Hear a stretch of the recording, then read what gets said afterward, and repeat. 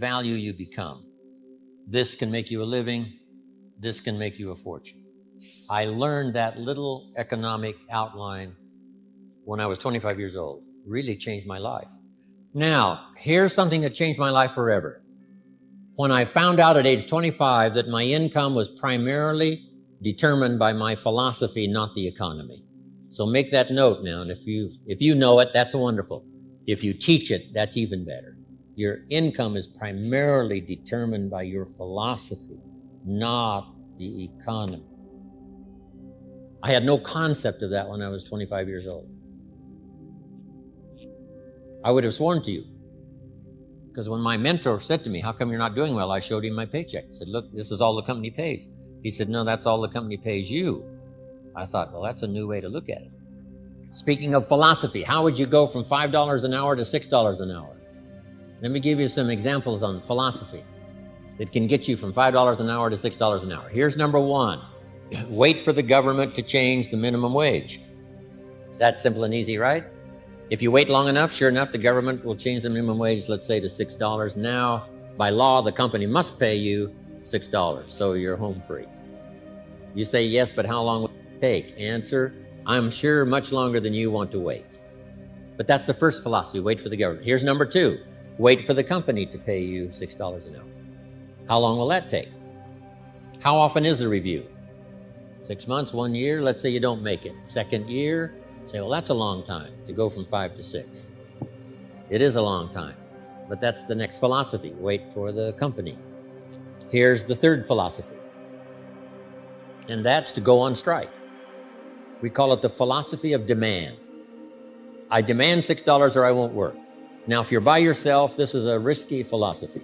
If you've got 1,000 people now to take with you to the company and say, all 1,000 of us will not work unless we get $6, now you might have a chance. But by yourself, this philosophy doesn't work very well.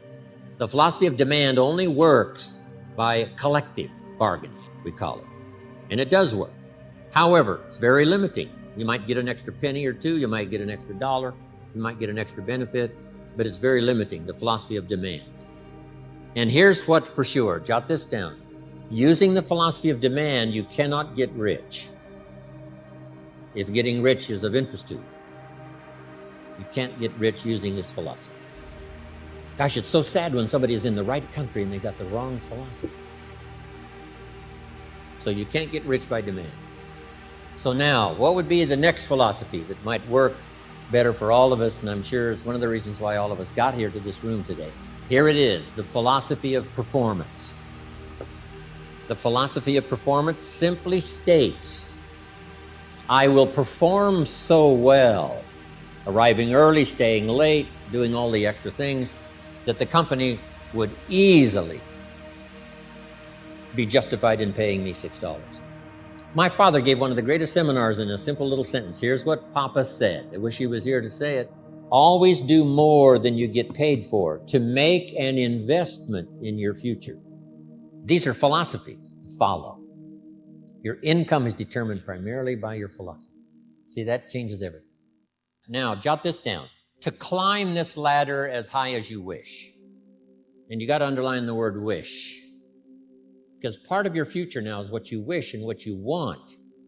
To climb this ladder as high as you wish in terms of bringing value to the marketplace and becoming valuable to the marketplace as high as you wish, here's all you have to do, and learn to work harder on yourself than you do on your job. Some of the things Mr. Shoaff taught me starting at age 25, some things came quickly, some things came easily. Setting goals, that was easy. But this one I had to struggle with, personal development. It was hard for me to give up my old blame list. It was so comfortable blaming the government and blaming my negative relatives and the company policy, unions, wage scale, economy, interest rates, prices and circumstances and all that. That was difficult for me to give up. That was quite a transition for me to make, and blaming myself. But Mr. Shoaff started out with something very, very important. Let me give that to you. He said, it's not what happens that determines the major part of your future. It's not what happens. What happens to us all. He said the key is what you do about it. It's not what happens, it's what you do about it. And he said, if you will start that process of change, do something different the next 90 days than you did the last 90 days, like picking up the books to read.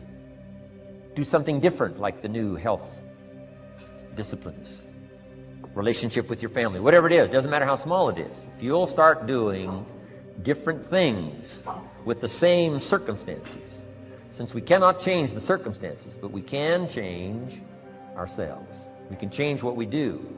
And then he gave me another secret to success when he said, what you have at the moment, Mr. Rohn, you've attracted by the person you've become. What you have at the moment, you've attracted by the person you've become. Few little simple principles here. Once you understand these, it starts to explain so much. Now, sometimes it's a little tough to take, blaming yourself instead of the marketplace, taking responsibility instead of putting it off on someone else. That transition sometimes is a challenging mission.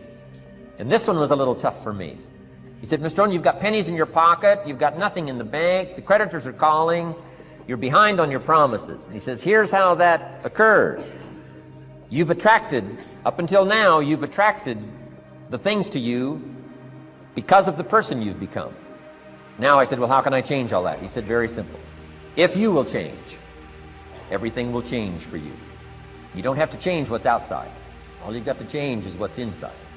To have more, you simply have to become more. And then he said, don't wish it was easier, wish you were better. Don't wish for less problems, wish for more skills. Start working on yourself, making these personal changes. And he said, it'll all change for you. So let's talk a little bit about personal development, that extraordinary adventure I undertook starting at age 25. And I've never ceased that adventure. I'm still going for it. In the 90s, I want to get better and better. I want my craft to get better, my business operations to get better, the things I do to get better. Because once I picked up this simple formula, I'm telling you, it's easy to figure out where the problem is if you go to work on it. Now, let's talk about personal development. And in helping kids understand personal development, I always start with money. Now, money's not the only place to start. Money certainly isn't the only value, but we've all got to start somewhere, and money's something you can count, right? Kids are interested in money, okay? A lot of things are a little tougher to measure, but economics is pretty easy, right? Because you can count. Okay, somebody says, how are you doing? You say, I don't know. Let's count. Now, this is not the only count. I understand that. There's a lot of other things to count. But to see if there may be some errors in your judgment and lack of disciplines in your life, we might as well start with money, because it's so easy to count. So let's just start there and see whether or not maybe we have messed up. We get paid for bringing value to the marketplace. Key to understanding economics. We get paid for bringing value to the marketplace. Marketplace is also described as reality. Reality, the marketplace. Now, it takes time. It takes time to bring value to the marketplace, but we don't get paid for time. It's very important for kids to understand, as well as adults. We don't get paid for time. Mistakenly, the man says, well, I'm making about $20 for an hour. Not true. Not true. If that was true, you could just stay home, have them send your money. No, it's not true. You don't get paid for the hour. You get paid for the value you put in the time. So we don't get paid for time, we get paid for value. Now, since that's true, here's one of the key questions of the afternoon.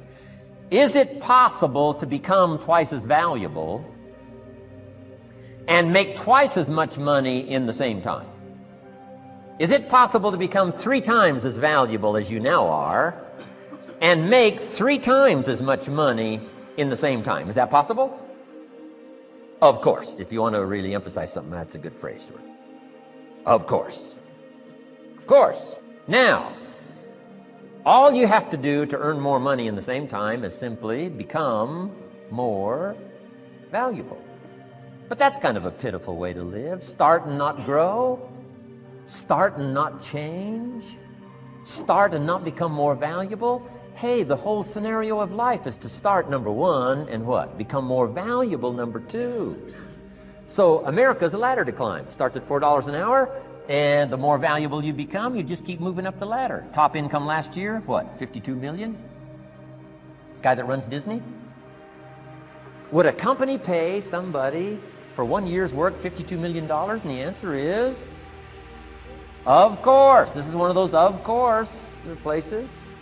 Of course.